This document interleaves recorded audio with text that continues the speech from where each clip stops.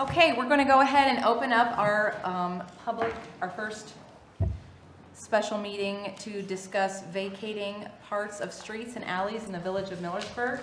The purpose of this special meeting is to determine if there are any objections raised by the heirs of Ethel and Gregory D. Spurlock to vacate the alley as depicted on Plat Map 10 attached to the proposed ordinance, and to determine if there is good cause for the vacation of all 11 alleys as depicted on the 10 plat maps attached to the proposed ordinances. Is there any discussion? The only thing I'd like to see is a big map showing all these. You know, All the each individual alleys that we're curiosity is vacating? killing the cat. You want to see them all on one? Well, if you could, yeah, a big plat. I don't know if it's possible. I could put something together. It'd be kind of hard to see them if you're scaled out to show them all. But yeah, I could get you something. I'm sorry. No, it's all right. That's a good idea. Sometimes it's hard to see. 70 pages is a lot to go through. I know. I mean, look at it. It is. Well, I mean, if you, A lot of it's maps. the descriptions are not irrelevant to your review, but it doesn't. They've got the You friendly name can't in tell there. anything from the descriptions, but you do have the plats in there showing all these. I guess, you know, never heard the name of these alleys before until, you know, you send them out and I go, wow. Yeah. So was it years ago? What the story was? Temple was a councilwoman. Mabel Temple. She, I don't know, took it upon herself to go through and name every alley in town. Huh. Well, She's fond of birds. birds. Yeah. When you run out of names, birds, there's a lot of those. Yep. So Nate, the village never maintained the alleys? No, did these are all unimproved. they? Yeah. You know. They were platted by whoever laid out the original plat. A lot of these are in the northwestern part of Millersburg, and the way it was developed, the alleys were never used, and the village never formally accepted. First, you have to have an offer of dedication, and then the village has to accept the offer, and then if they do, then the village is obligated to maintain it. That was never done on any of those 11 alleys that we're talking about. And so the question then becomes, why, if they weren't developed, and they're probably, no, not probably, I mean, it'd be pretty impossible to develop all these alleys, why have them on the plat map? Because what it does is, even though it's just a little sliver of property, it adds up, and those are all off the tax records, because, you know, the village supposedly owns it. So now they'll be owned by individual people, and they'll be taxed, not a lot, but a little bit, and every little bit helps. And so those people were all contacted? Yeah, and they all Nobody signed objected consents to accepting these. Everybody signed except for the two deceased people. And Right. I don't know why they couldn't. They just wouldn't get back to us. From the other side. Very uncooperative. No, but and we haven't been able to contact these folks, so we had to publish in the newspaper, and that's one of the reasons for concern. Is in case the heirs wanted to show up and object, but obviously nobody's here, unless Matt's in here, I don't know. Right? Oh, yeah, that's true. You an heir, Kevin? And Bob, a lot of maps don't show those alley names, but like the auditor's website does. So if you're curious, you can go into the auditor's website and look at those. At least, I assume until they update the maps. Then they'll probably disappear, but, Well, you'll still be able to see that there was an alley there. okay. Unless, Would it still have the name on it or not? probably not. Okay. It'll have a reference to when it was vacated. So you could research back and find it that way. But unless the property owner resurveys their entire property to incorporate that Combine it into one together. parcel, it'll always show that little strip adjacent to theirs. Okay.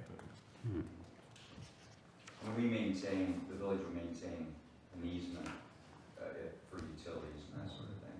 But I don't think went through, I know we marked up the one, there was the one where I'd sent you the map showing where we drew in, where the lines were. But other than that, no, these were all included. There was one more that we had anticipated doing, kind of down across from No Name Street. There, it's the open ditch that runs between two houses there. Tom Bird owns both parcels on either side, and he called and he said, you know, I'm all about getting free land, but it doesn't do me any good. It's a ditch. It's an open ditch. And we went down and met and looked at it and said, you know, honestly, we get in there to go under the road to maintain that. It'd be better for us if it would remain open, so we have an easy access to get in to the box culvert and go through that way. So we decided to vacate, or to not vacate that one, so that one will stay open, and he was fine with that. Well, thank you, Nate and Bob, for all the work on that, because I mean, Well, that Marty takes did a lot too. a lot of, Yeah, Martin's good. And, you know, this is, Brian, I think you were sort of the mover and shaker on this. You were. And it's been, the project's been ongoing for a couple of years I now. was gonna say, I had the easy part. I just went through the map and came up with a list of alleys, and then I passed it off. And then we actually added a couple after Okay. your list. But yeah, so we're finally gonna put this to rest. Very good. Any other discussion? Well, I guess we do get questions a lot that if adjoining property owners, they still have the right to use the alley to access their property even though it's been vacated. Right. Does that make sense? So if somebody once a year drove their truck into the backyard to clearing out the bushes or something, they could still do that even if the alley's vacated. And have you ever seen the issue that's Odell Lake because of all that? Yeah, I vaguely know what's going on, but So that is, what you're doing is important because Yeah, Odell those Lake. were never The, properly. the Odell Lake was, you know, one time gonna be a big, they thought that was gonna be an amusement park, and then all these roads and plotted lands for campgrounds, and there was just recently a criminal case stemming out of it, there've been civil cases of, so these roads were made, and then really the township trustees have to like vacate all these, and no one's done it, so there's property fights over a map of Odell Lake that'll say there's a township road, Mhm. and they'll argue over whose drive is that and who has that access, so you're fire proof. What I've seen from what's happening out there. There's nothing worse than a neighbor dispute. Those are the worst ones, the private, the dispute over property Really lines. nasty. Yep, so what you're doing is very smart. I know across the street from me, James Stuber, what's his last name? Oh, Gruber? Gruber. Gruber, yeah, Gruber. He wanted to put a fence up back there after Yeah. the land was, you know, granted to him. So he couldn't do that. Right. I remember talking to him that he couldn't block that, you know, build across that, because what I just talked about, somebody beyond him needed to access their property, they'd have that right.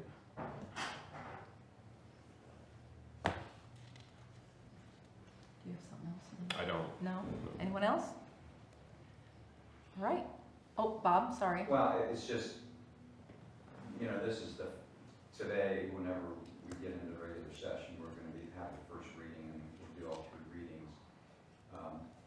But the key is that there's good cause to vacate the alleys, and hopefully you've heard enough to decide whenever it's time to pass the ordinance that there's good cause to vacate all the alleys.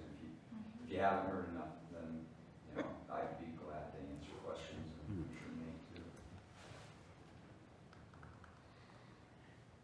Do you know how much money that's gonna save us on taxes? Any idea? It won't affect, well, it'll save the Water. $6 a parcel. Okay. The Muskingum watershed assessment, but otherwise we don't pay property taxes. But it's gonna add to the tax base of Miller's. Right, yeah. Put them into private names. Anything else? Do we need a motion to approve and that it goes into the first reading? No, Okay. that'd be a little premature, but the Okay. record should note, just for value that, that the mayor called for objections and there were no Okay. objections raised by the heirs. Okay, close the special meeting and convene in 4 minutes.